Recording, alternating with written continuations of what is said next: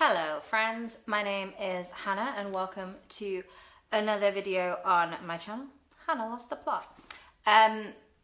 Today I'm very excited because today I begin the third book in Ali Smith's seasonal quartet, Spring. So it is Good Friday today, which in England and the UK means it's a bank holiday. It's currently around 2 p.m. and I've had quite a chilled day so far. I went for a run, I did some yoga, I've done all of the taking care of myself stuff. I've had a shower, as you can probably tell. And now we're going to be getting into some Ali Smith this weekend. And I'm really excited because I haven't had an amazing reading month in March. I read some stuff that I liked, but a lot of it was fine. And Ali for me, thus far, has never disappointed. So I'm looking forward to hopefully reading something that I'm gonna really like. Yesterday was this beautiful spring day and it was bright and the daffodils were all perky. And today is overcast fuck and it looks horrible outside because just the universe will not play ball with me when I decide I want to do seasonally themed reading vlogs. But never mind. So I am going to start reading this now. I don't have tons of plans over this bank holiday weekend. It's going to be a very chilled one. There will be some dog walks. There will be some food probably. There may be some going out and about. I haven't decided yet. My energy is quite low, so maybe we'll just be quiet and read and go to the park and have a lovely time. So I think that is all that I need to tell you now, and let's get to it. Bye. I can't quite believe I'm doing this for the second vlog in a row. I'm coming to you from page 1. Because Ali just always knows how to start a book and have you be like, what? What? What? Look at this. Can you see that? I've never seen that in one of Ali's books before. Ali. She's my pal. War Ali. She's never not interesting. And yes, I am reading in my bed in the middle of the day. That's just how I roll. 5 points if you can guess which one of us ruined our lovely joyful springtime stroll by rolling in fox shit.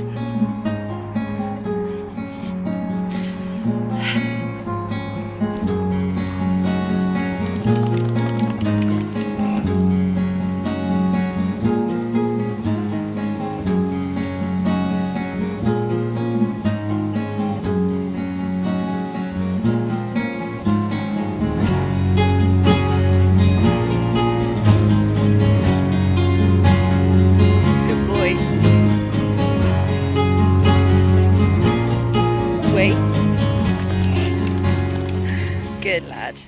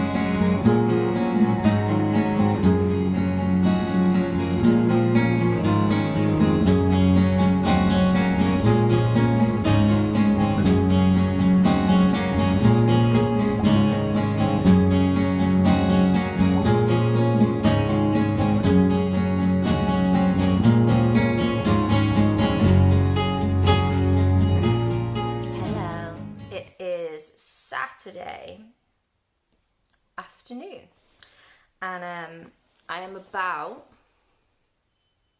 I think, just over a third of the way through spring. Before I tell you my thoughts, I have done something today that is so out of character for me. And I've got my nails done. I haven't had a manicure in 6 years. It's not something that I generally think to do, but I woke up this morning and was like, I'm gonna get my nails done, and I had a lovely time. So there's that, and they sort of match. But yes, anyway, Ali Smith. So what had I told you very, very quickly in that clip yesterday? Oh, that it kind of started a bit, it started punchy. And at first, I wasn't sure. Because there was kind of like 2 little sections, maybe 10 pages or whatever, of that sort of disembodied political writing about fake news and then about climate change. And then we met our first character. I'm not going to say the main character because, again, like, you never really know who the main character is until you read the whole thing, and even then it's normally an ensemble thing. So we meet the first person, and he is a man called Richard, and he is on a train platform in Scotland, and we know that he's just lost a friend. I think I said this in the last clip, so sorry if I'm repeating myself. So he's lost a friend, who we then find out more about her. Her name is Paddy, and they were sort of artistic collaborators. She was they worked in television, and she was a writer, he was a director. At least I think. They're not explicit about what the roles are, but I think they were largely how the roles went. And there's lots to talk about and unpick, as there always is with an Ali Smith book. And because I never really plan, maybe I should, what I'm going to talk about. I just quite like just talking about my immediate reactions to things. So I'm sorry if this is a little like all over the place. But I think what I was just saying was that I was a bit worried at first. We meet him, and like I liked him and I was interested, but it didn't kind of have the same like emotional grip that Ali Smith's books normally have for me. And then we met Paddy, and I was like, oh, okay, that's fine. Here it is. Here she is. So what is the lesson? If you've been here for any of my Ali Smith vlogs in the past, you will know, always trust in Ali. She knows what she's doing. So I did. I got really, really caught up then in the kind of and the relationship, and it's really interesting because so Paddy was about 17 years older than Richard. She was this older woman in his life, and kind of he was just in awe of her, and he basically thought she was utterly brilliant, and they had this seemingly quite fruitful artistic collaboration. And now Paddy has died, and it's like he doesn't really know what to do with himself, because he sort of was very reliant on her ideas. There's this great scene where Paddy is already very ill. We don't know the circumstances of her death, at least not yet, but we know she was very, very ill. And Richard goes over to see her because he's just been asked come onto this new TV project as director.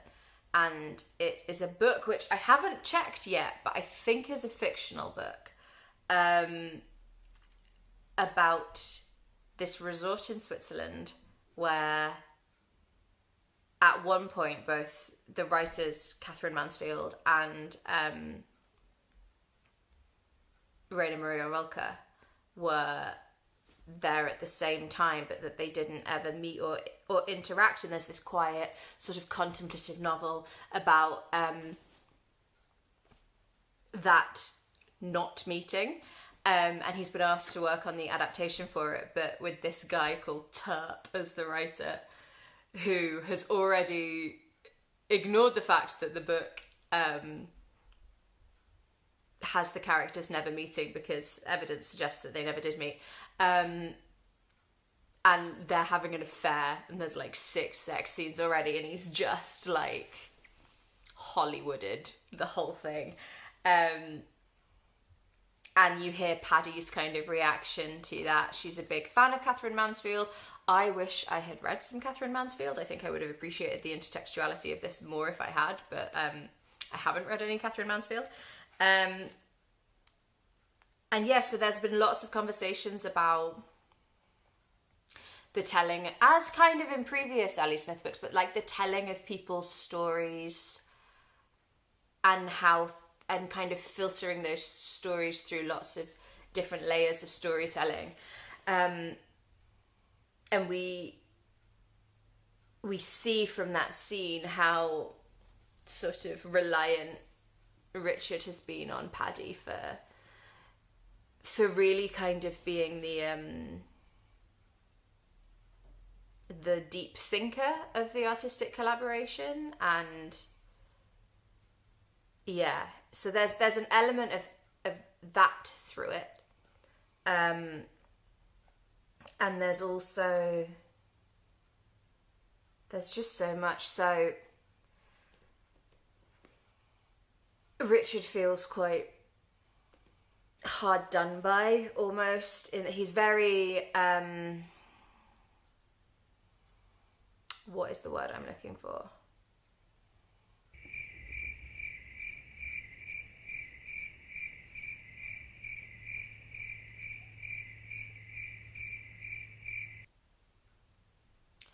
I'll just have to phrase my way around it. I can't think of the word. But Paddy has twins who are adults, and they are very reluctant for Richard to be around. They think he sort of riles her up, and she should be resting. And he really resents, that's the fucking word, he's quite resentful of the twins wanting to protect their mum, and I think Paddy is a bit resentful of it too. But then after she's died, he wants to speak at the memorial, and he sort of doesn't. It's like he thinks that his relationship with her was more important than her relationship with her children. And I think that probably speaks to a truism of where you have a really deep artistic connection and friendship and love for someone, but at the same time he's a bit like, I'm like, but she is their mum though. Like, I see what you're saying, Richard, but she's their mammy. So there's that kind of bubbling away to, you've got that kind of family drama going on, and there's the split timelines, as there often are in Ali Smith's books, and this one especially is about him remembering. So in the present day, he's on this train platform, and so you'll get like a section that's in the present day, and then you'll go back to maybe a month before she died, or maybe even earlier into their relationship, and you'll hear a little bit about that, and then you'll come back to the present day and maybe only a minute has passed. And it's a really powerful way, I think, of exploring how how much you can experience in your internal world and the pace at which you experience emotion and memory and reminiscence in such a short time, and actually really laying that bare as a kind of laying that bare and going, actually, this is sort of how we experience thoughts, because we can span whole lives in a few minutes in our brains. So I thought that was really interesting.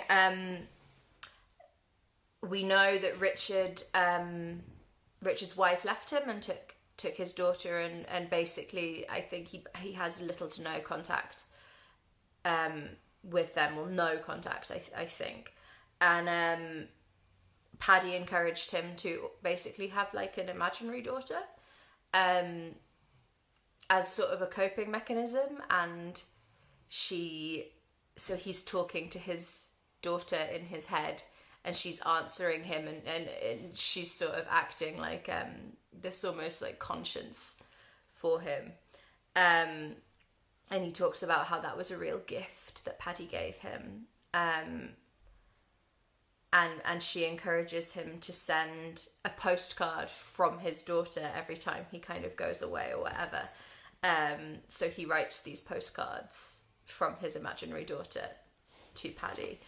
And there's so much depth in it. I'm really struggling to sort of like pull it all together, because it does feel different to previous books. It's more the intertextuality, all this stuff with Catherine Mansfield and this book and art. There always is. There's always references to art in Ali Smith's books, and there was this great description of this exhibit that he'd been to and stuff, and but there seems to be more of that, or maybe I'm just like getting a bit more sensitive to expecting there to be things like that the more of her work that I read, but it also feels angrier than the previous two in the quartet, and I wonder if that just is reflecting that maybe Ali Smith had gotten angrier. Particularly, I've just gotten into the second part, which has totally flipped again. So we've left for the meantime, I think, Richard behind after. So we've left him at the train station, and now we're following a character who works in like the migrant detention centres in the UK, and there's a real sort of suppressed, maybe not even that suppressed, rage that's going through that I can like feel coming from Ali Smith like more palpably than I think I've read in other books. And there's bits that are like don't feel as subtle as maybe they have been previously, but yeah, I'm still really enjoying it, as I have said before, and I hope I will continue to say. I just find the experiences of reading her books so rewarding in the moment. And yeah, I'm really enjoying it. This book is more about death than I was expecting from, the title. Spring, obviously people think of, that being like a life moment, you know what I mean? It's the start of, baby chicks, baby lambs, resurrection, all that stuff. But But this is more about death than I was expecting. Not in like an overly morbid way yet. But yeah, there's so much in it. There was the start of the second section, a lot like the opening of the book has a couple of short sections of like sort of contextualizing thought, I guess, and that was basically all about data, and I'll read you a bit of it. I'll read you a few like bits because it goes on for like 5 pages. I probably can't read you 5 pages, but I'll pick out a few little like bits so that you get the idea. So it starts, "Now don't go getting us wrong. We want the best for you. We want to make the world more connected. We want you to feel the world is yours. We want you to see the world through us. We want you to be yourself. We want you to feel a little less alone. We want you to find others just like you. We want you to know we're your best source of knowledge in the world. We want to know everything about you. We want to know about all the places you go. We want to know where you are right now. We want you to post images of what it is you're looking at so you will remember this special moment always. We want you to look at it. We want you to look at what you posted 10 years ago, right now. Happy anniversary. We want to remind you regularly of the special moments you've had in the past." And then it goes on, "We want to count every step you take. We want to help you be fit and strong. We want to know what makes your heart beat faster. We want you to send us a sample of your DNA and a sum of money so we can help you find out who you are, who your family is and was, and where you came from in history. And we want it only for these totally legitimate reasons as a useful service to you. We want the phones we sell to work more slowly and less well than the previous models, so you'll want to buy a newer one sooner. We want to hire people to attack anyone powerful who says stuff about us that we don't like, regardless of whether it's true. We want to stand up with freedom of speech, especially for powerful, rich white people. We want to help millions of people to read posts by trolls. We want to help with government propaganda and to help people skew elections and not to hinder people organising and promoting ethnic cleansing. All as helpful byproducts of being there 24/7 for you." And it goes on. And yeah, now we're on a narrative where we're following this this girl who's working at the detention centre, and something has happened. Or there's rumours going around about something that's happened. Apparently this young girl has just walked into the detention centre and somehow managed to convince management to clean the toilets. And we see that rumour mill going, and it's sort of a microcosm of fake news and all of that. So it's so interesting, and I honestly I think I could just read these books forever and never fully plumb the depths of everything that you could talk about that's in there. But yeah, that's where we're at for now, and I'm enjoying it. I'm going to stop reading for today, because as I've said before with Ali Smith's books, I think there is so much in there that I like to give myself a bit of time to percolate. I think they're not necessarily, for me, sitting and reading a book cover to cover by Ali Smith is not necessarily the best way to engage with it for me and my brain. But yeah, so I will be taking the dog out shortly, although he's looking so sleepy, like he really, really doesn't want to go for a walk. I will insert some video footage here if I can of him, because he's very resistant to cameras, and it's like he can tell as soon as I'm pointing a camera in his direction and he immediately stops whatever it was he was doing. So there we go. But yeah, see you soon.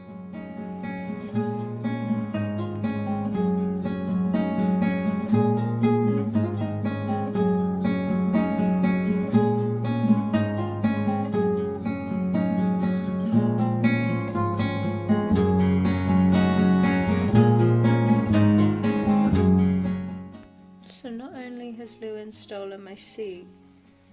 He's now kicking me in the back of the neck. Rude.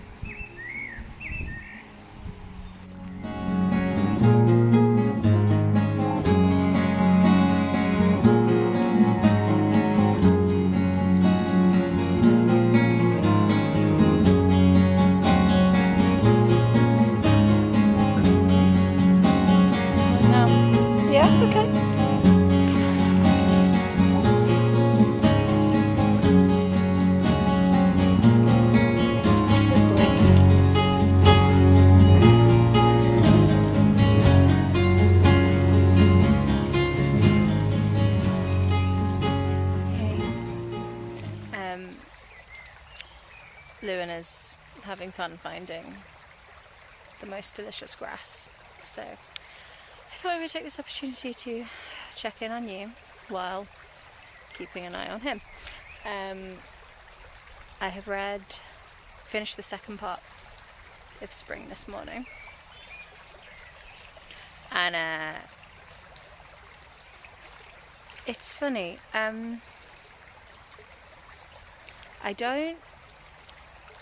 I think I mentioned in the previous clip feeling not quite like I had the same emotional reaction, like emotional investment in this one as I have in previous ones.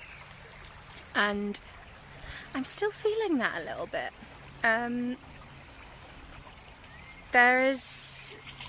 So the second part, there's this young girl in it who, you know, we suspect maybe her family has been involved in, had some kind of like negative experiences as migrants in the UK, whether they've been deported or whether they're in detention, or we don't know, but she's one of these 12-year-olds that occasionally get on my nerves. Lou, this way! This way! Sorry, distracting him from running and charging dogs. This way. Do you go this way? Good boy. So yeah, they always kind of slightly get. Were you just like in my face there? Sorry. Yeah, good boy. Okay. But yeah, they kind of get a little bit like these precocious 12-year-olds who seem to have this wisdom that is not quite, you know. Always throws me a little bit when kids are too wiser than they would be normally. But that being said, I'm wondering if she's real, because she's very cool, and it's very interesting the conversations that she's having with this other character. But she's not like a normal 12-year-old, you know. Oof, nature. Yeah, she's not. And I think what I've loved about the previous two in the series is how interestingly they portray family relationships and like relationships between people, and there is much less of that in this one. Now whether that is whether that is to come, Lewin, really? He wants me to climb a hill. Whether that is because that is to come later, or whether, like I kind of wondered in previous clips, whether she was just too angry this time round. I don't know. Christ, it's really muddy. Hang on, kid. Yeah. But yeah, I mean, still enjoying it. Always enjoy Ali Smiths, but yeah, feeling a little less connected to this one. And yeah, she has gone and filled in though what is going on with those first few bits. You know how I was saying, you know, I'm not sure talking to you at this moment was a very good idea. I thought Lewin was going to stay put, but he's adventuring, so I am adventuring too. Roman book reviews, let's go. Right, he's found a spot. I'm gonna wrap this bit up. Yeah, so enjoying it, but nearly dropped you. Yeah, enjoying it, but yeah, not quite feeling the... It feels like she's observing society and systems in this more than observing people, and that's obviously fine. But yeah, so far not loving it as much as previous ones, but still think it's excellent. I'm going to end up on my arse in a minute. Oh, briefly. Yeah, he's fine. What I was saying before I nearly fell over before was, yeah, she has gone and told us what those first few extracts were about, the kind of fake newsy stuff, so we know what they are now, and what they represent, and that was very cool. So right, I'm gonna go.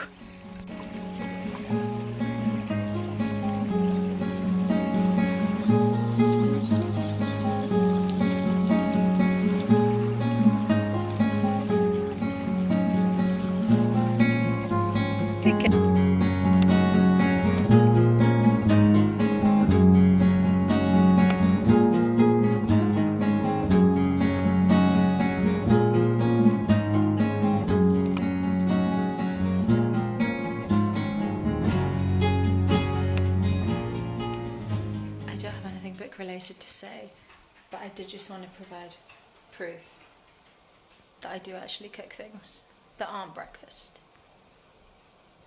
Mushroom tagliatelle coming up.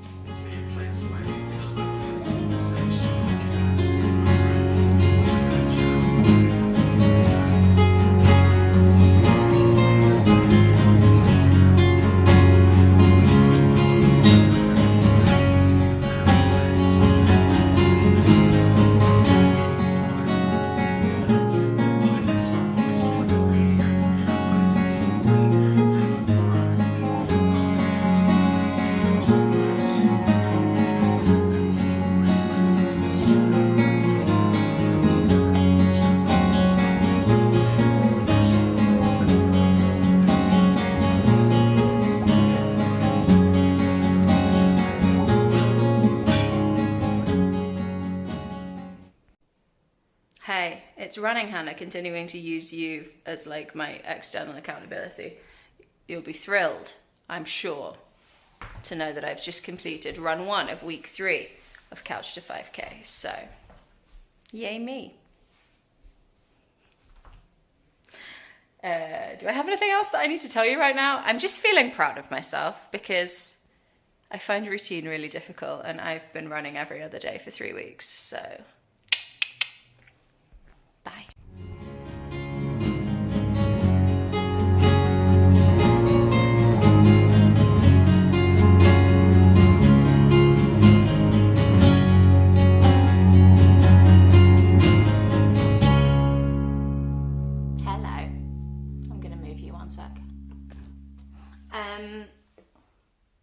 Hi.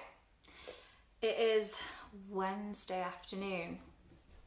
I just got rained on. No, sleeted on our afternoon dog walk, which is why you don't have any fucking footage of that. And she's throwing books. But yeah, that aside, that's why I look a bit bedraggled, like I don't normally look bedraggled on this channel. Last night I finished Spring.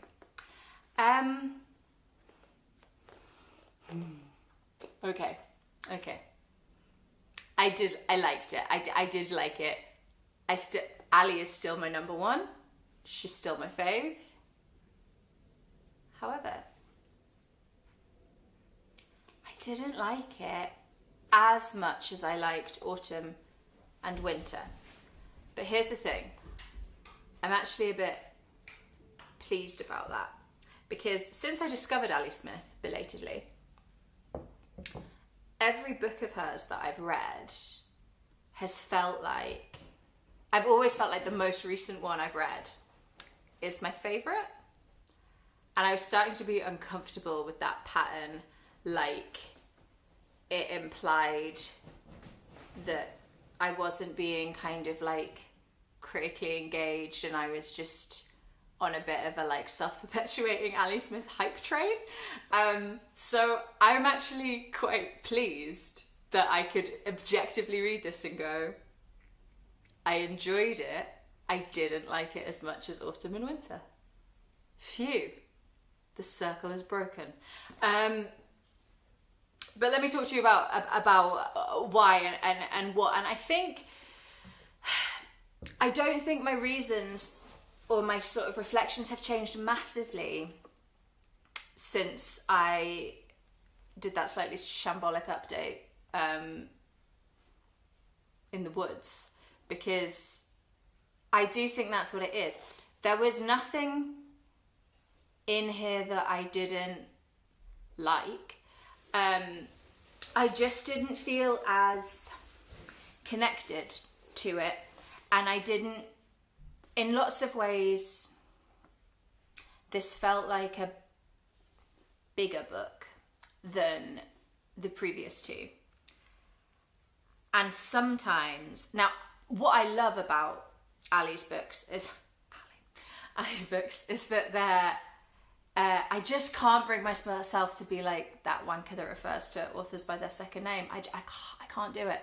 I'm too informal a person to do it. So Ali, my pal. What I love about her books is that they're so eclectic and they dip around and they go all over the place. And I love that. I find it really rich and stimulating and a little bit like, ooh, whoa, am I keeping up here? But this one for me felt a little bit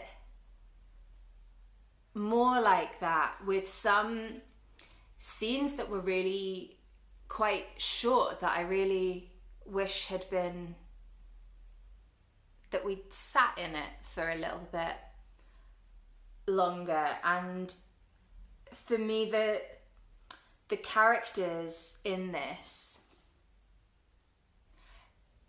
when I vlogged reading Winter, and possibly also when I vlogged reading Autumn, because it's the thing that I say about Ali Smith all the time, is that what I really love about her writing is that she can explore all of these really... Am I overexposing myself if I lean forward? Damn, golden hour. She really... Where's that thought gone? Oh, she's lost it. Okay, yeah. Yeah, so she's really great at exploring big political kind of issues, big social issues, through the prism of character and story. And in this one, it didn't feel so much like those issues were being explored through character. It felt like they were being explored in a more overt way, and the characters felt a little more symbolic than real. And I couldn't, there was one character in particular, and it's not surprising that I struggle to empathise because they're kind of a bit right-wing. And I would normally say that even a character like that written by Ali, I would be able to feel like I could get under the skin of, and I just couldn't quite this time. So there was so much going on in here, and I think I kind of said this before as well, so I'm really sorry if I'm repeating myself. This book felt really angry in a more overt way than the previous two, and I am here for some righteous anger. The key themes and issues that are being explored in Spring are about immigration and personhood, and who gets to be on the inside and who has to be on the outside, and who gets valued in society. And all of that is important, and it's the sort of stuff that makes me really angry too, so I get it. But I think partly because that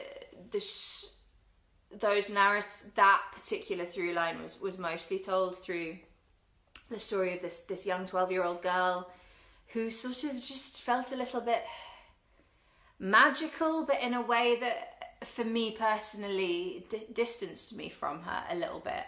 And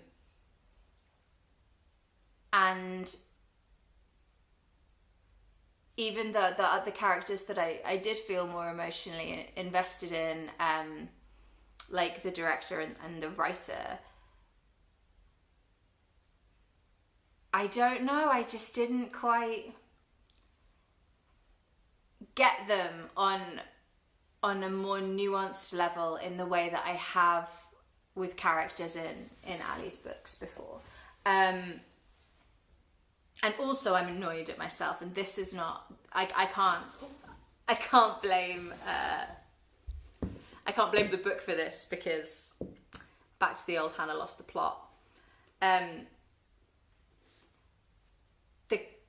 There's a character in here from Autumn, just a kind of quick fleeting mention, and I couldn't remember enough about the nuance of what happened in Autumn and what happened to that character to fully appreciate the way that character had been integrated. But like, that's just me and my abominable brain. But I mean, don't get me wrong, there were still moments in here that absolutely stopped me in my tracks. Breathtakingly beautiful writing at points, and so much depth and richness. I still really recommend this book. I still think it was great. It just didn't quite thrill me in the way an Ali Smith book normally does. And that is okay. That's really okay.